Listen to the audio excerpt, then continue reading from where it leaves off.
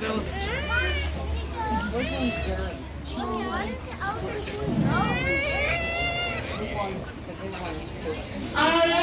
afternoon, folks, and welcome to our elephant training demonstration right here at Elephant Encounter. My name is Victoria, and here with us we have Megan, Maggie, and the rest of our trainers. But those are probably not the names you guys are hoping to hear. So let's introduce you guys to the elephants in the room. Right in front of me, this is Christie. Now, Christie is our mama of Zuri, and she is 37 years old. Now, she weighs about 8,300 pounds. Hopefully, she doesn't mind me talking about her age and weight so publicly. But hopefully, if we don't mention the wrinkles, she won't be offended. Now, the one way over there, now that one is Zuri walking around in a circle with her stick.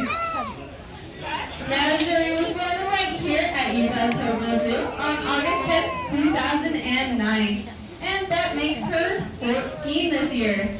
Now, even though she's fully grown and considered an adult, she still weighs a little bit less than her mom, weighing in at 6,000 pounds. Now, elephants are so important, and they're big and strong, and that's one of the reasons we love them so much. Now, elephants are just amazing here in the zoos, but they're also so important in their natural ecosystem. Now, elephants are considered the architects of the savannah, and we'll talk a little bit more about how important they are in building their own ecosystem. Now, our elephants eat about 100 pounds of food a day.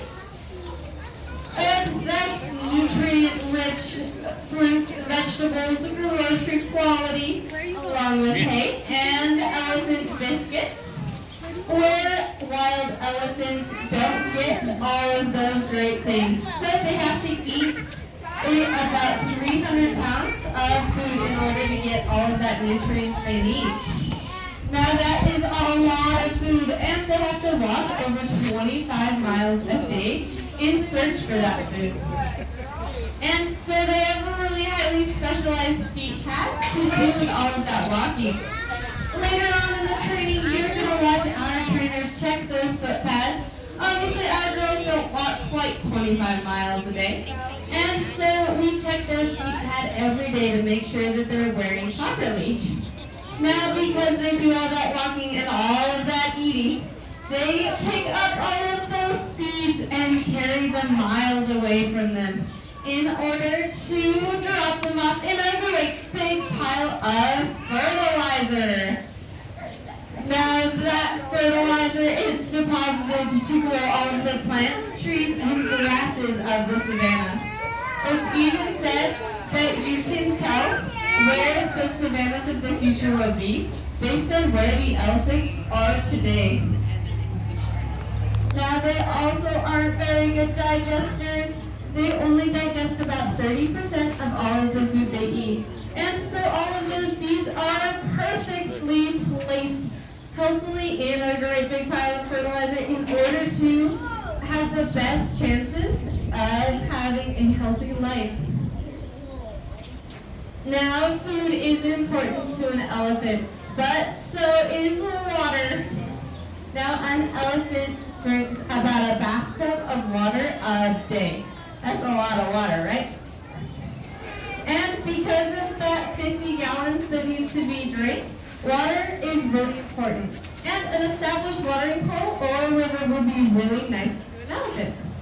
But if they can't find that water, they can always dig for it. Now, elephants that have those beautiful tusks, but they're not just for their dashing good looks.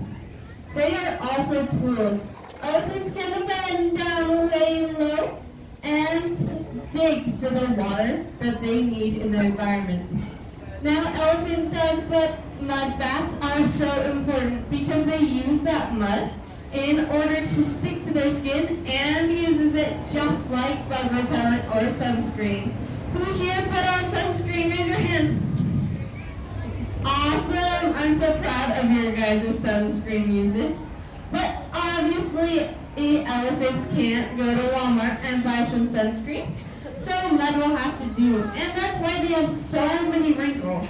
These wrinkles really help the mud stick to them a little bit better in order to prevent those sunburns and bug repellent.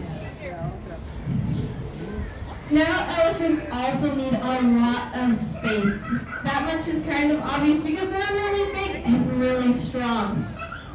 And now we've talked about how they fertilize seeds, but they also open up dense forests in their environment by using their tusks to chip away wood and using their trunks to tear down entire trees. This is why you see all of those beat up logs around the outside of the enclosure. Those are there so that Christie and Zuri can practice their natural habits of tearing down and destroying trees. And that's the reason you see all of their poke marks in there, because that's a natural adaptation they have. And this behavior in the wild helps open up dense forests and allow new growth. Now we also give our animals a lot of enrichment here at the zoo. And they get what we call destructibles. Now these are Zuri's favorite and our objects in their enclosure that we call the enrichment. Now these are items to keep our animals physically and mentally stimulated. And since elephants are really big and really strong, they quite enjoy destroying a lot of things. So that's the reason you see tires, you see water jugs inside their enclosure. As you guys go through the zoo, I ask that you guys maybe look into other enclosures and see what kind of enrichment some of our other animals might be using. But because we've now learned how important elephants are to their ecosystem, we know how critical it is to have these elephants out there doing their jobs. African elephants play a key role in maintaining a healthy ecosystem with thousands of plants, animals, and people who live alongside them. That's why the continued protection of elephants is one of our key projects. We're working closely with the International Elephant Foundation, a group dedicated to protecting wild elephants and educating people worldwide about their important roles. Utah Zoo Conservation Fund, which supports this and other projects worldwide, is funded by donations, special events, and by you, our visitors and zoo members. That means that each and every one of you who helped to champion the cause of elephants just by being here today. Champions for Wildlife understand and the key roles that zoos play in connecting people and animals to inspire conservation action. We also know that it is the zoo's responsibility to provide every animal under our care with the best opportunity to thrive as an individual and to contribute to the future of their species.